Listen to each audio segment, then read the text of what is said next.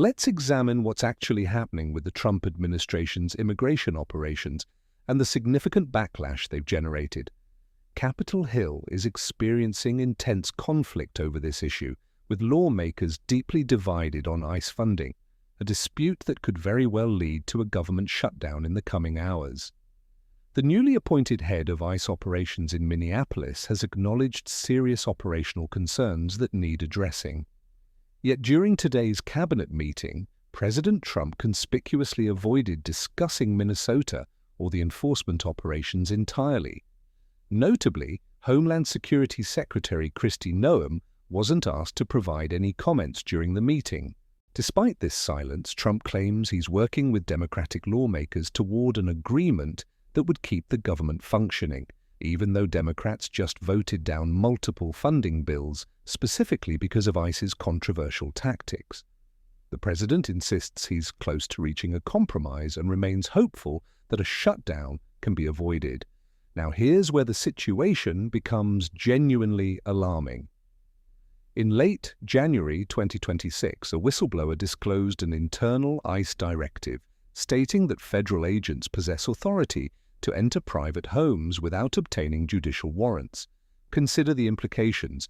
Agents can forcibly enter residences and conduct arrests while completely bypassing Fourth Amendment protections, all justified under the administration's mass deportation initiative. Compounding these concerns, around the same time this memo surfaced, Trump publicly suggested invoking the Insurrection Act to deploy military troops into American cities to manage civil protests.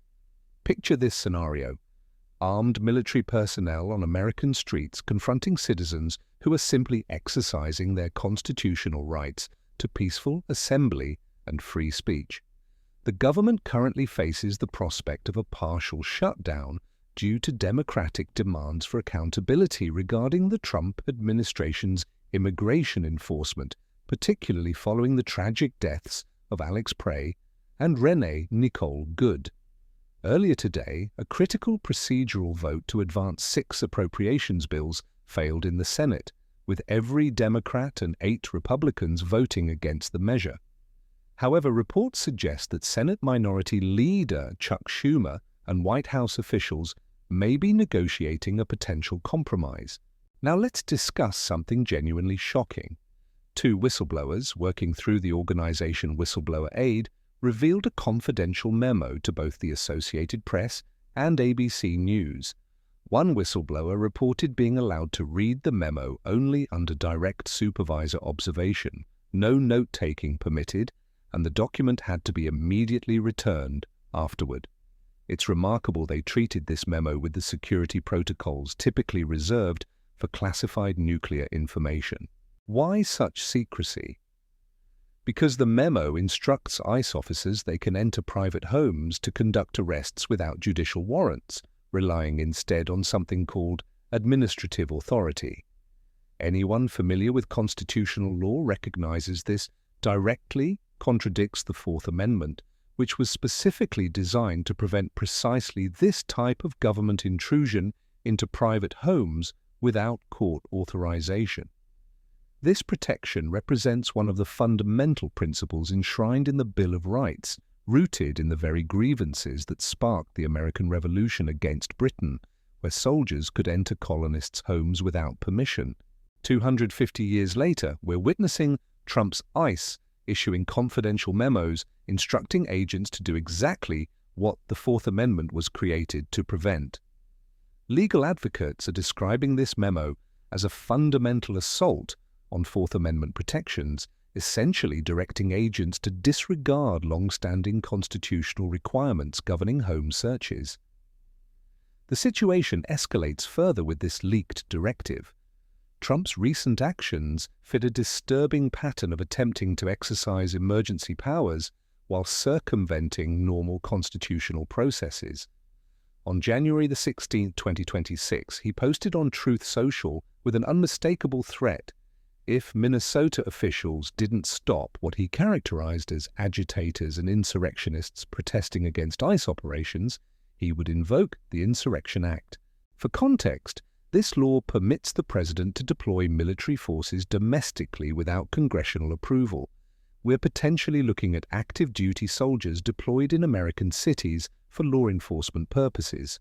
Constitutional scholars have stated that while the Insurrection Act is indeed legal, using it against local protests represents an extreme and dangerous action that fundamentally blurs the distinction between military force and civilian law enforcement.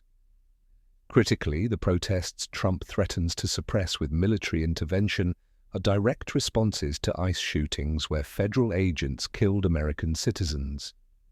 People responded with understandable outrage and exercised their First Amendment rights to protest, and Trump's proposed solution is military deployment. This isn't legitimate law enforcement. This resembles authoritarian governance. This behavioral pattern extends beyond isolated incidents. Throughout 2025 and into early 2026, Trump has repeatedly declared emergencies to justify actions typically beyond presidential authority.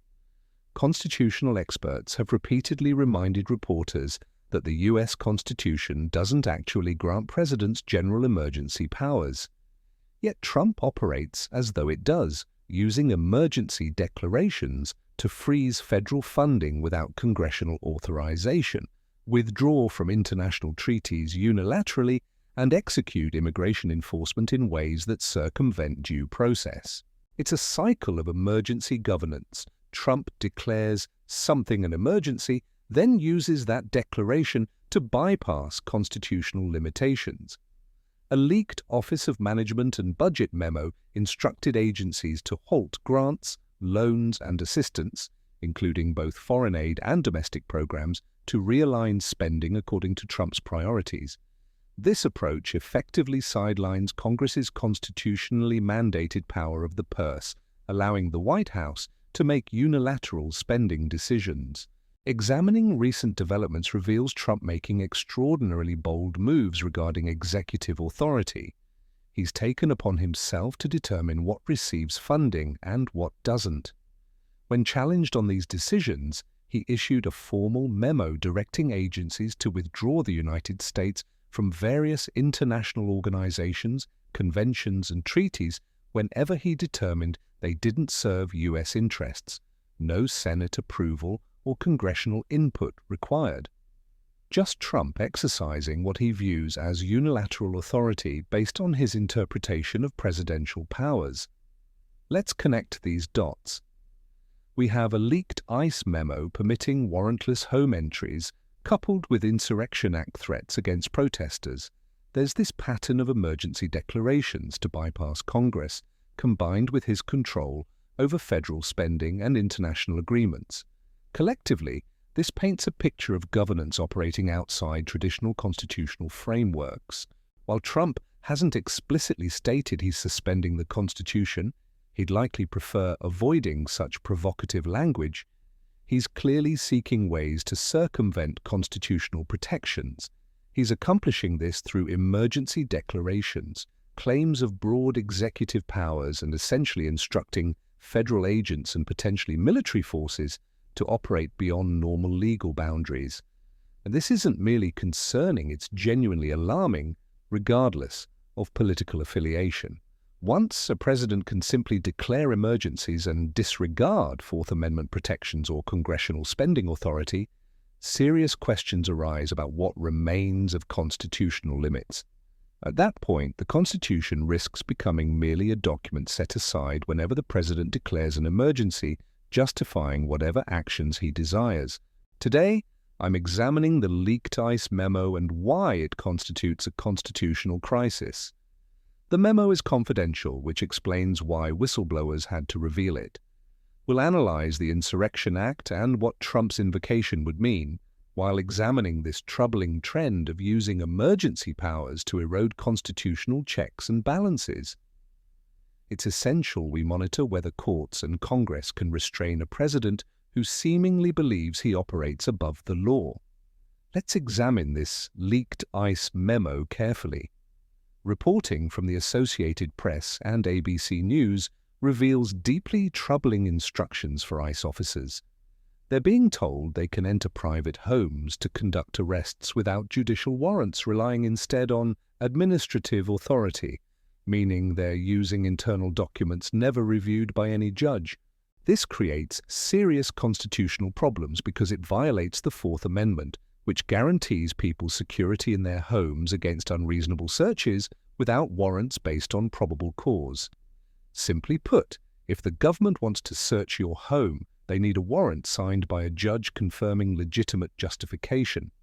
Here's the problem: administrative warrants aren't signed by judges, they're created by ICE itself. Essentially, the agency is authorizing itself to search homes without independent oversight. The Supreme Court has consistently ruled that home entries generally require judicial warrants unless very specific emergencies exist, such as pursuing a fleeing suspect or imminent danger to life. Mass deportation operations don't qualify under these exceptions. This memo essentially instructs agents to disregard these constitutional requirements and enter homes based solely on their own judgment. This isn't hypothetical. We've already witnessed ICE conducting large-scale raids under this directive. Reports from multiple cities describe ICE agents appearing at homes demanding entry, sometimes forcing their way inside without warrants. Legal advocates are running public education campaigns informing people of their rights, urging them not to open doors unless ICE presents a judge-signed warrant, since constitutional protections against warrantless searches exist. But with ICE agents receiving messages from their own agency that judicial warrants aren't necessary, many may disregard people asserting their rights and enter anyway. The situation becomes even more concerning considering recent fatal shootings connected to ICE operations. Minneapolis has an especially troubling history with ICE agents involved in fatal encounters during enforcement actions. Imagine this scenario: those same agents appear at someone's door with a memo stating they don't need judicial permission to enter. If residents know their rights and refuse entry, but ICE forces entry anyway, and violence erupts, who bears responsibility? This leaked memo essentially provides ICE immunity to ignore the Fourth Amendment by claiming they're simply following agency directives. Now let's examine the even darker aspects involving the Insurrection Act. This law, originally passed in 1807 with subsequent amendments, allows presidents to deploy military troops to address insurrection, domestic unrest, or situations where state authorities cannot or will not maintain control. Historically, it's been invoked sparingly, typically in genuinely serious situations.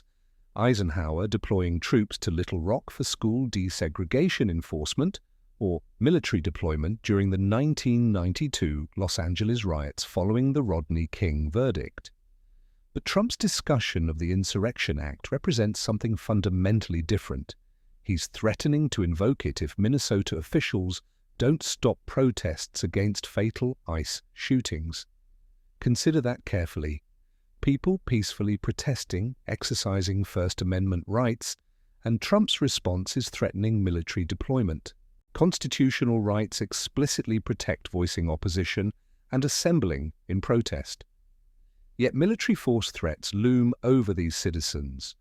Former federal prosecutors who've commented on this warned it represents an extreme and dangerous move, blurring distinctions between military action and law enforcement. They're choosing diplomatic language, but the reality is this could easily result in military forces being used to silence legitimate dissent, a hallmark of authoritarian governance. What makes this particularly unsettling is Trump's demonstrated willingness to act on such threats.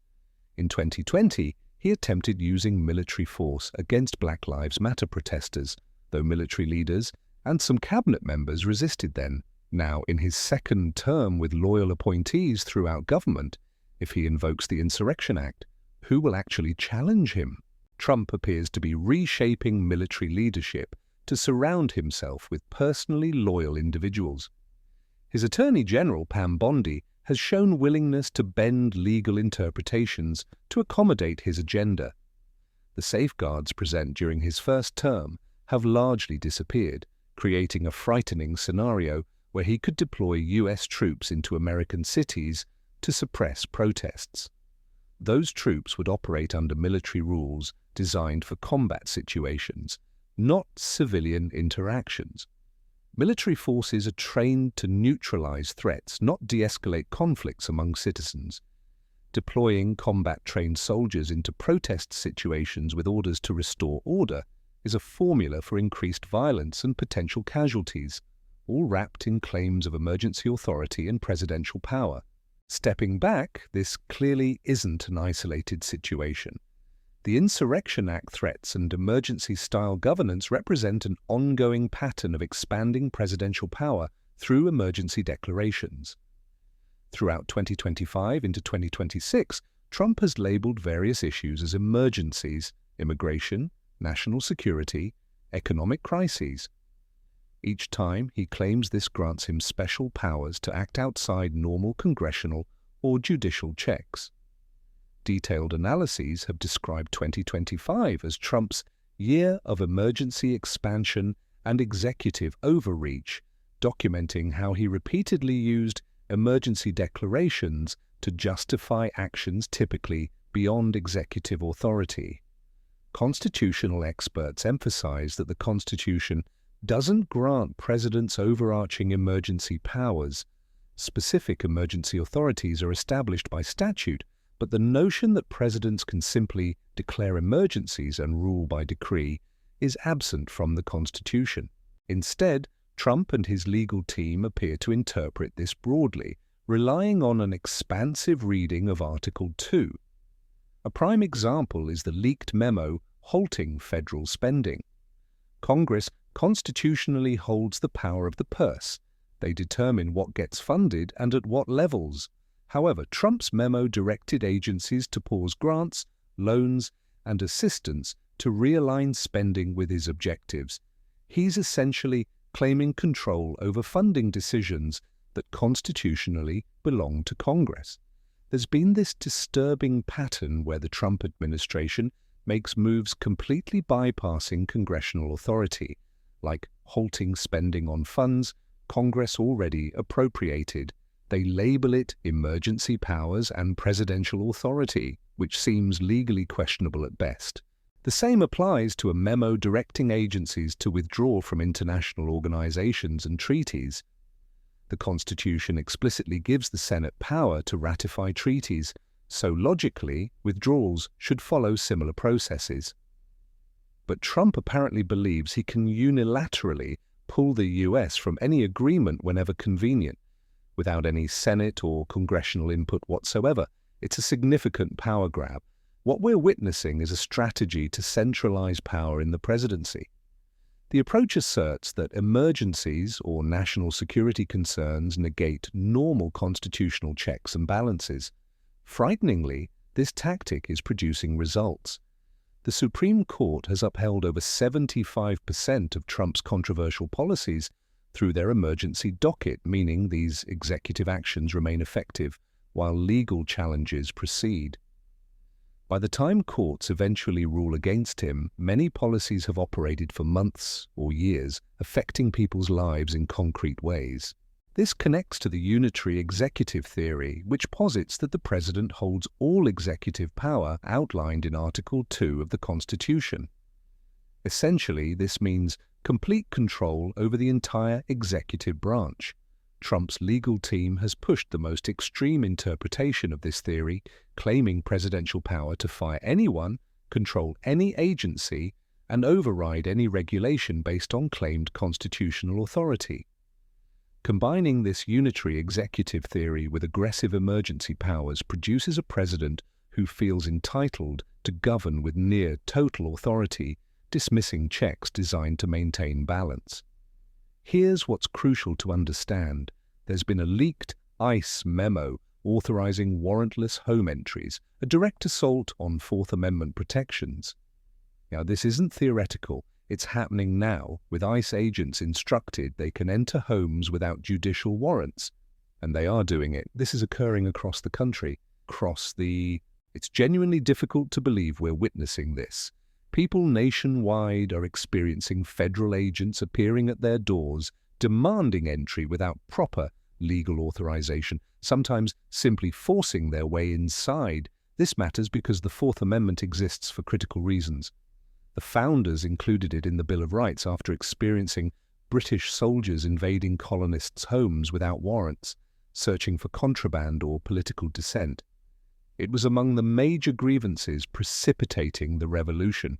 250 years later, we have an American president authorizing federal agents to do precisely what the Fourth Amendment was designed to prevent.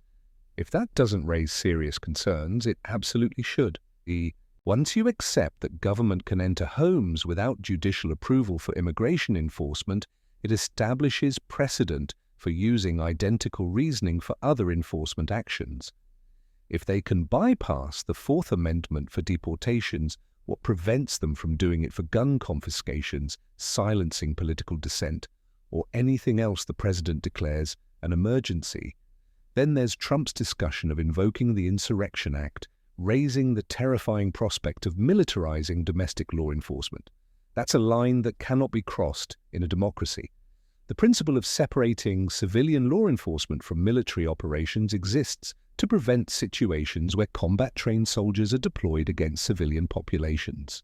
Military forces are trained to neutralize enemies. Police should focus on de-escalating conflicts and protecting rights.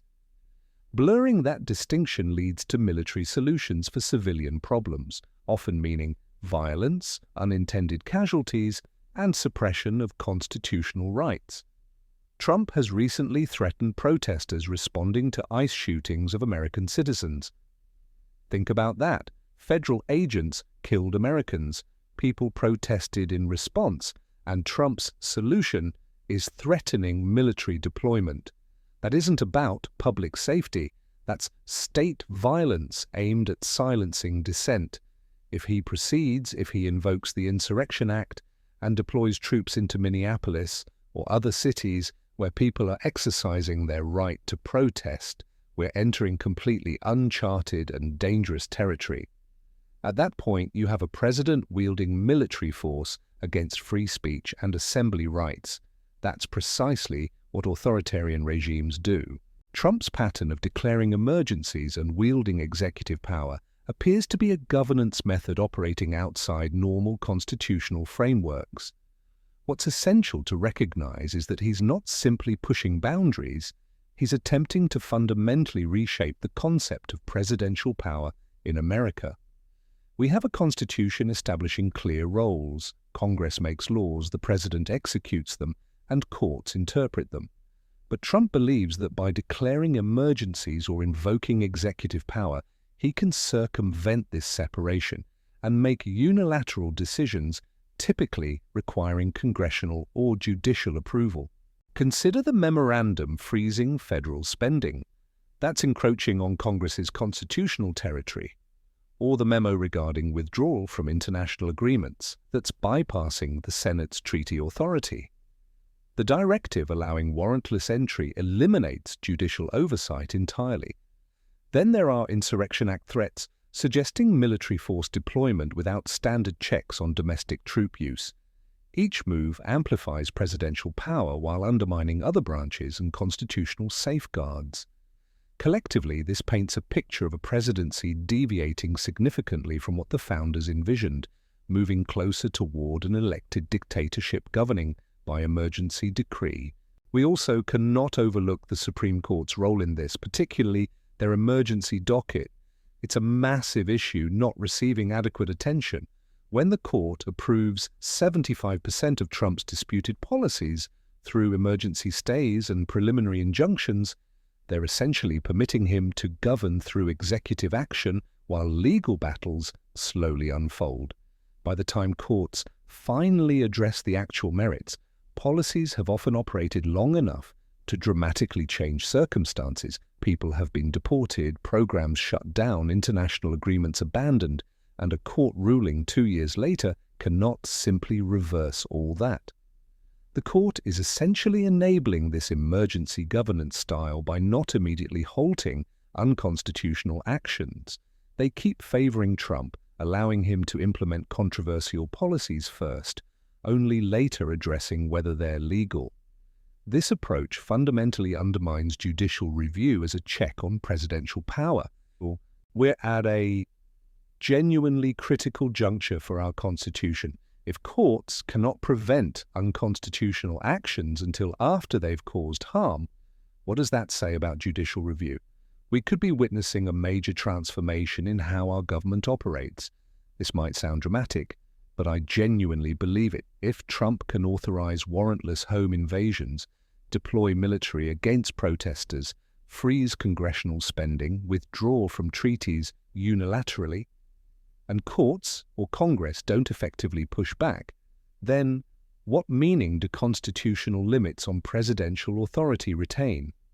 At that stage, the Constitution becomes merely a historical document presidents reference when convenient and ignore otherwise. The genuine concern is whether we still have functioning systems to enforce constitutional boundaries. Can Congress use oversight powers to challenge the ICE memo?